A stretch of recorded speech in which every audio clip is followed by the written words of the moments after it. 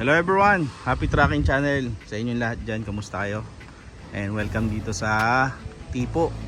Kasama ko si brother. So ayan, unit nila yan. So tapos ito, ipo-pull out na rin. Pull out when, brother? Bukas? Bukas, pull out na. Sa kanila to sa Ichinikon guys. Yun, nga pala, sa Ichinikon, if you will see this guy, this is my best of friend. You can ask the truck, okay, if you will walk in, no, find him. So anyway guys, back to the truck tayo. Ayan, Nissan pre-op yung kanyang wing van, then 6UZ1 bumper light, stainless yung mga bisagra. You know what, may subscribers, they like this one, that type of body. Maybe next week he will arrive here. Ayun boss, ayun nga, ganito yung mga tipo mo ba. Pero alam ko gusto mo din mga giga. Meron din ng mga giga. Pero pakita ko muna sa inyo kung paano sila mag pull out dito. Ayan. Napakaganda. Konting himas na lang to guys, no. Medyo madumi. Ayan. Nga lang dito, meron hindi masyado nadiha, pero small lang yan. Ito ang kanyang loob ng cabin. Ganda ng aircon nyo.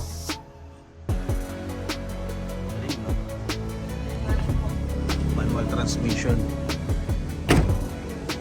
or yun yung napili niyang chassis, DPD.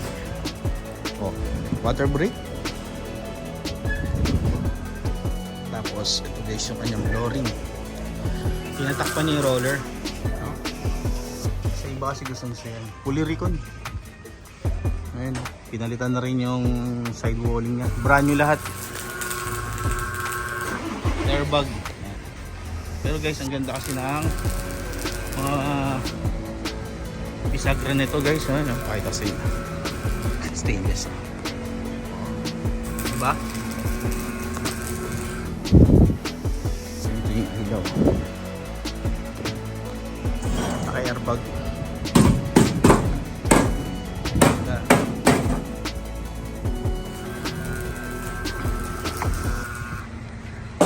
Gantong mga amount pag fully recon. Boss, how much is this one? Fully recon estimated? Do you have any price you can give estimated? Maybe it's around 2.1.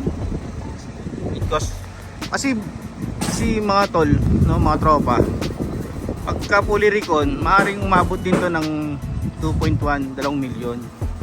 Kasi meron kasi presyo 1.9, 2 million. Depende sa recon. It depend on the recon.